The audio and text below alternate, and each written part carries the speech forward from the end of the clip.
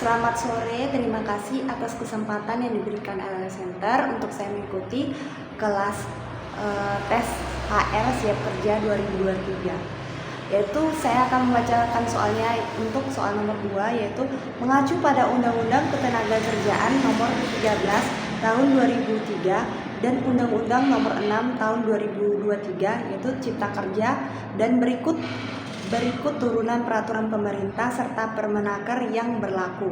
Bagaimana pendapat Anda tentang beberapa isu berikut ini? Pastikan setiap pendapat Anda memiliki dasar hukum yang rasionalisasi yang cukup sesuai ketentuan yang berlaku tentang ketenagakerjaan di Indonesia.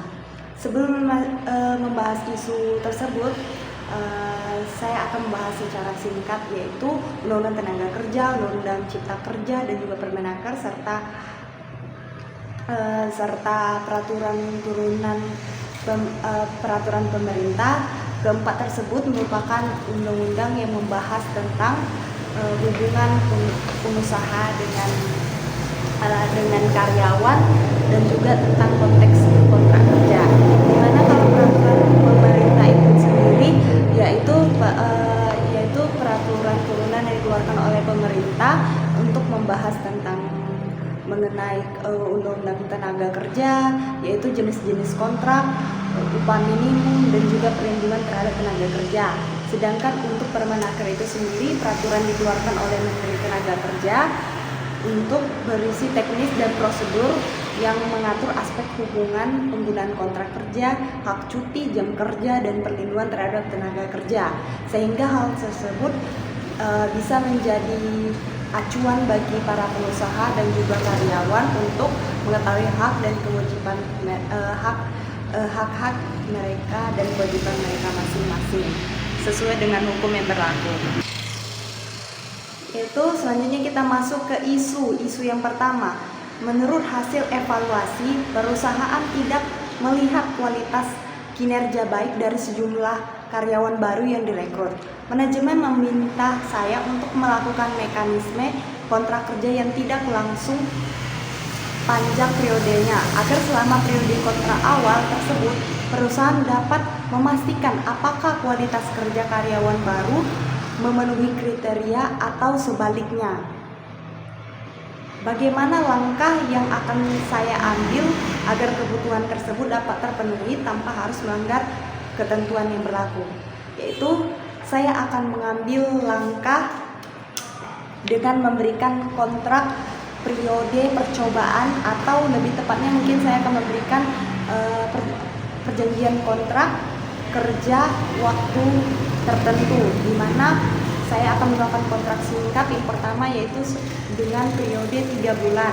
Jadi selama 3 bulan saya akan menjelaskan kepada karyawan.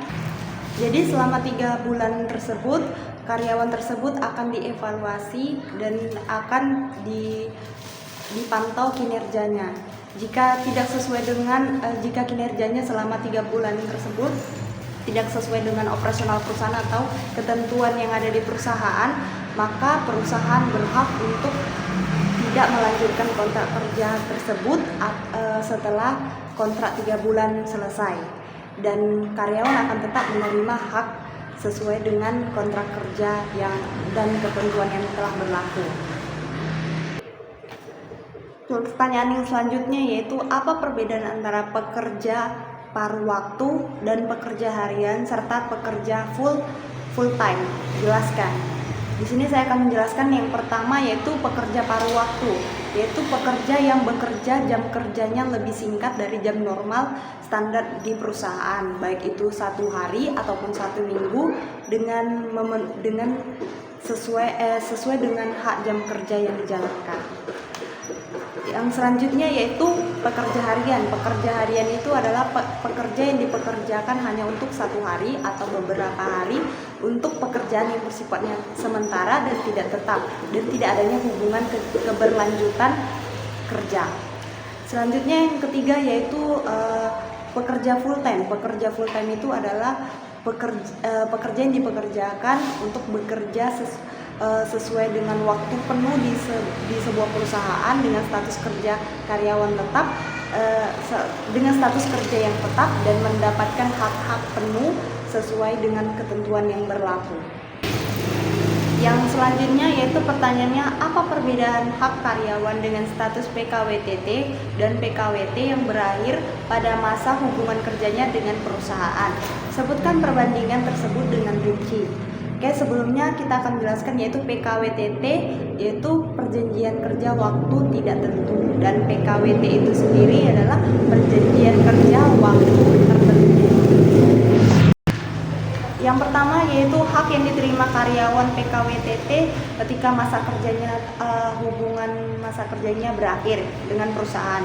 Itu yang pertama, dia akan mendapatkan pesangon sesuai dengan masa kerjanya dan ketentuan yang berlaku. Yang kedua, dia mendapatkan uang penggantian hak seperti uang penggantian hak cuti yang belum diambil dan uang penggantian hari raya dan hak-hak lainnya. Dan yang ketiga yaitu dia mendapatkan sertifikat pengalaman kerja yang berisi tentang masa kerja dan jabatan yang dipegang selama dia berada di perusahaan tersebut. Dan yang keempat, dia mendapat surat keterangan kerja yang berisi masa jabatan terakhir dan kinerja dia selama bekerja di perusahaan tersebut. Dan yang kelima yaitu hak pensiun atau dana jaminan sosial. Selanjutnya yaitu untuk PKWT sendiri, jika masa kerjanya berakhir, dia akan mendapatkan yang pertama yaitu kompensasi jika dia bekerja selama 12 bulan atau selama setahun akan mendapatkan kompensasi 1 bulan upah, dan jika dia bekerja di bawah 12 bulan atau 1 bulan sampai di bawah 12 bulan, maka dia akan mendapatkan kompensasi yang berdasarkan perhitungan proporsional, yaitu masa kerja dibagi dengan 12 bulan dan dikali 1 bulan upah. Dan juga jika dia bekerja di atas 12 bulan, maka akan mendapatkan sesuai dengan perhitungan proporsional, yaitu masa kerja dibagi 12 bulan dan dikali dengan 1 bulan upah. Dan yang selanjutnya, dia mendapatkan uang penggantian hak seperti uang penggantian hak ketika cuti belum diambil dan uang penggantian hak lain-lainnya. Yang ketiga juga mendapatkan sertifikat pengalaman kerja yang berisi tentang masa kerjanya dan jabatan yang dipegang selama di perusahaan. Dan yang keempat yaitu surat keterangan surat keterangan bekerjanya itu yang berisi tentang masa jabatannya, jabatan terakhir dan kinerja dia selama bekerja di sebuah perusahaan tersebut. Dan yang kelima yaitu dia akan mendapatkan hak pensiun dan dana jaminan sosial.